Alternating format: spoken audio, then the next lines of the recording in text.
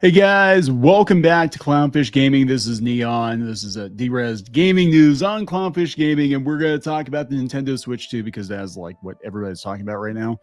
And we're going to talk about the backlash to the pricing, which we talked about in the main Clownfish TV channel as well. But yeah, apparently they had a live stream. It did not go well for them. And then we're going to talk about Nintendo delaying the Switch 2 pre-orders over tariff concerns. This is going to be the one of two videos we have today talking about tariffs and concerns about tariffs because everybody's freaking out about this. We don't know how much stuff's going to cost, right? Of course, we're talking about the Trump tariffs, and we have another video coming talking about how it's going to affect tabletop. But yeah, they're saying maybe we'll go with this first. I think we'll talk about this. This is the bigger story. Nintendo is delaying the Switch 2 pre-orders over concerns about tariffs. They said this come from The Verge. They said pre-orders will no longer start on April 9th, but the console's June 5th release date is unchanged. So they're going to release it, but what's it going to cost? Nintendo's pushing back pre-orders for the Switch 2 due to concerns about the new Trump tariffs.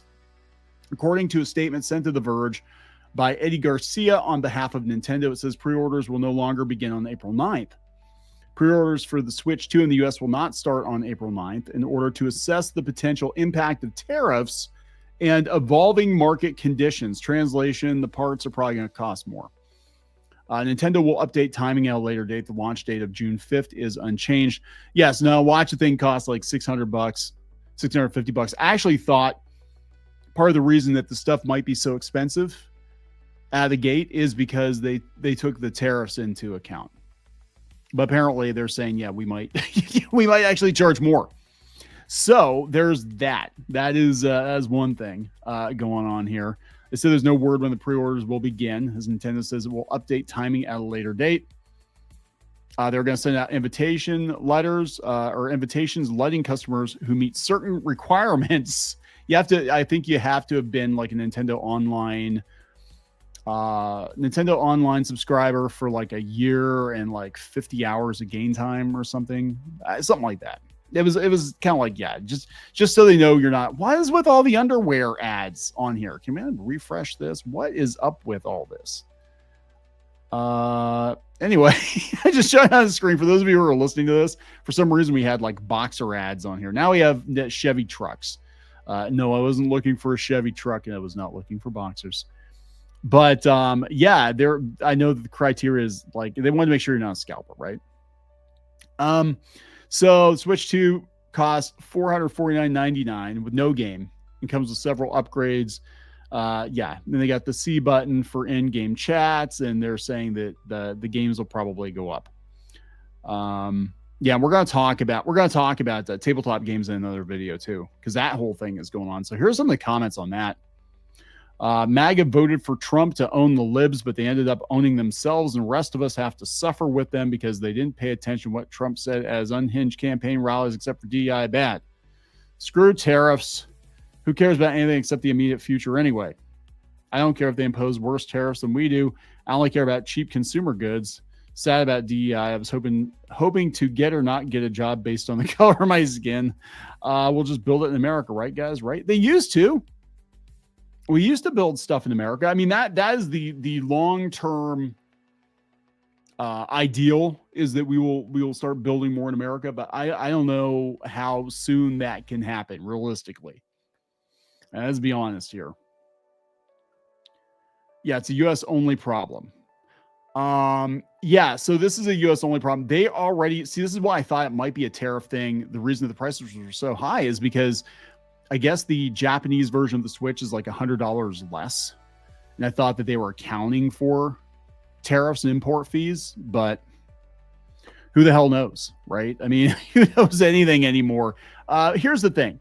And we saw this during Hurricane Katrina.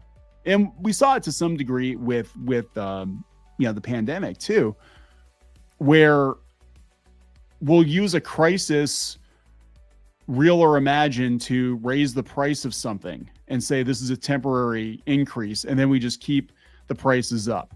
Like gas went up. I don't know how many of you, I mean, if you're watching this channel, you're watching me, knowing how old I am, chances are you remember buying gas during Hurricane Katrina. But gas was like under $2 a gallon for the longest time, and then Katrina happened, and it went up to like $4 or $5 a gallon. That was insane. And then they dropped it a little bit to make you think you're like, oh, look, guys, now gas is only $3.75 a gallon or whatever, and it's stayed up since then. And that's like, I think the price of eggs and other things like that are gonna stay up. Same with the price of video games. Oh, guys, we have to raise the video games to $90 to $100 because of damn that Trump. It's all his fault. Blame him, not corporate greed. Even the digital, because now the servers are going to cost more. Something, you know what I'm saying? So there's like all these excuses they'll probably use, even if the tariffs have a minimal impact on things, which I'm going to be honest, I have no idea. I mean, we have other businesses and some of our stuff comes from overseas. So I'm like, I don't know how it's going to affect us either. I'm going to be honest.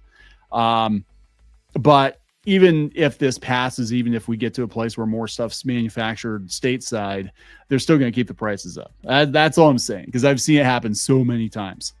So speaking of prices, they did this Treehouse Switch 2 stream chat, and we did talk about this at length, not the chat in particular, but the backlash. And we talked about it on the main Clownfish TV channel. They said before and during the Nintendo Treehouse Switch 2 live stream, this comes from Screen Rant, the stream chat became inundated with messages from fans saying drop the price in response to the higher than expected console and game prices. In addition, the Switch 2 costing $449.99 or $499 for the Mario Kart World bundle. Game prices are higher than expected. Mario Kart World is going to cost $80 when the Switch 2 releases in June, or will it cost $90 now because of the tariffs? We got to increase it 10%. During the Treehouse Switch 2 stream, which focused on showing more gameplay and information from Mario Kart World and Donkey Kong Bonanza, two very underwhelming launch titles. I got to tell you, I'm not impressed with either one of them, really. Like, okay, another Mario Kart game. Okay, a Donkey Kong game, whatever. You know, it's like, these are, to me, like the Mario Kart maybe as a launch, but like, I want a proper Mario game. I want a proper Zelda game and not a remake, not an HD remake, like a proper new installment in the series, right? But whatever. They said the chat was full of upset fans saying drop the price, with other comments getting buried because of the frequency of the message. It was also not just one user spamming the message. Dozens of fans chimed in for this digital protest demanding Nintendo drop the price of Switch 2 and the $80 games. Well, guess what? It's probably going to go up now because they're going to use the tariffs as an excuse. Due to the live stream focusing on showing gameplay, there's no reference to the chat or their loud message. The message is loud and clear. Fans believe the price of Switch 2 and the games along with it are too expensive. So I gotta wonder. There's another video we're posting today talking about the Atari 7800 and physical games versus digital games. And I have to wonder if this won't push people even more into retro gaming and just picking up a used console and offline games as cheaply as they can. But man, retro gaming has gotten to be a very expensive hobby.